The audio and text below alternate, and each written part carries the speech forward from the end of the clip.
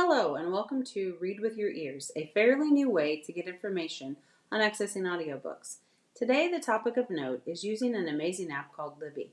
One of my favorite ways to utilize Libby is to listen to audiobooks being read by the authors, especially autobiographies, because the correct pauses, tone, and laughter happen as the author intended, which does not always happen with the paper or ebook copy of the book. The Libby app can make reading with your ears possible. Libby is a direct way to access audiobooks, as well as ebooks, for free with a valid library card or access pass. The Libby app looks like a girl holding a teal book, and it can be loaded onto an iPhone or any phone, iPad, Kindle, or other tablet. When you first open Libby, the screen opens to a page that requests that you put in your library card number and possibly the card's password or PIN. That is the hardest part, the setup. Once Libby links up to your library access, you will see your library or libraries listed with different color virtual library cards. The Libby app has 5 linked images at the bottom of the screen. The middle image, which is a circle with 3 blue lines, is where you will go in the future to add, subtract, or edit your library cards and library access. After you are logged into the Libby app with your library card, you can search for the titles you wish to check out from the library. You are able to search titles, authors, and keywords to find an audiobook you wish to read. If I wanted to find a book about a pack mule librarian that had Creek in the title, I can search for that for what I know in the search bar. And the Libby app is able to narrow down the search to possible matches. As you can see, the search yielded the title, The Bookwoman of Troublesome Creek, which was the book I was looking for. I am able to borrow or put the book on hold right from the search area if I find something I wish to read with my ears. The image that looks like a building or library is the catalog. The catalog Libby brings up to search looks similar no matter what library you use, but the resources will be different depending on which book subscriptions your library has in their collection. You can browse the catalog in several ways. Some of the possibilities are browsing by what's new, what's popular, what's available, and/or a completely random look at the catalog resources. You are also able to check out audiobooks and ebooks directly from the Libby catalog. Once you have the Libby resources checked out, you can find them linked from the image that resembles a stack of books. Within that area of Libby, you can find your selections in your loans, holds, or tags. Loans are what you can actually read. They are books you have already borrowed.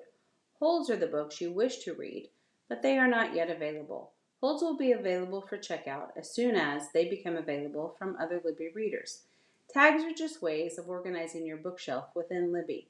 Some tags include books you started, books you read, books of interest, and whatever other tags you wish to label your Libby shelves. Now for the actual reading with your ears part. This title is from my own Libby bookshelf. I love that you can see the book cover as you listen. You can note the play button as well as a way to accomplish a 15-second reverse and/or forward. You are able to see how long you have listened to the book and how much longer you have to completion. There are 4 reading icons in the top right screen. The first one is for the rate of reading speed. The second is for reading as one falls asleep, and the last 2 are for bookmarking the audiobook.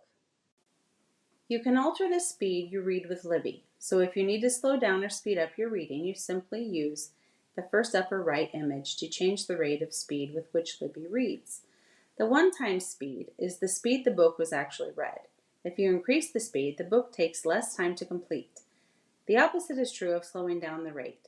Some rates of speed are automatically given as suggestions, such as 1.25, but you can experiment with what works for you.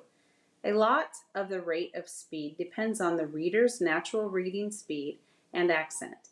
I prefer 1.1 times because it speeds the reading just enough to take less time, but not so much that I cannot track with the words and thoughts. A great component of the Libby app is how it accommodates the usage for nighttime reading. If a reader has a tendency to fall asleep during an audiobook, they can preset the book to shut off a certain number of minutes from the time they begin listening. I set mine at 15 minutes, which gives me some time to pay attention to the book content before drifting off, which I always do during the first 15 minutes. This is helpful because readers are able to find where they left off a lot easier. Also, there is nothing worse than waking up 3 hours later only to hear a spoiler for the audiobook. The clock image is the last aspect of the Libby app we will hear about today. This timeline opportunity becomes vital as your reading timeline lengthens, keeping track of when you borrow a book or put it on hold. It also keeps track of when you turn in the book or renew a checkout. If you want to look back and view the books you read last January, that is doable. If you want to look back and see if or when you read a certain title, that is possible as well. The Libby app helps us read with our ears. Think of all the multitasking you can do while reading. You could fold laundry, make dinner, wash dishes, or even give the dog a bath. With an audiobook through Libby, you could even read in the dark. Your local library will be able to assist you if you have any questions about accessing titles on Libby. Thank you for your time and attention, and I hope you love Libby as much as I do.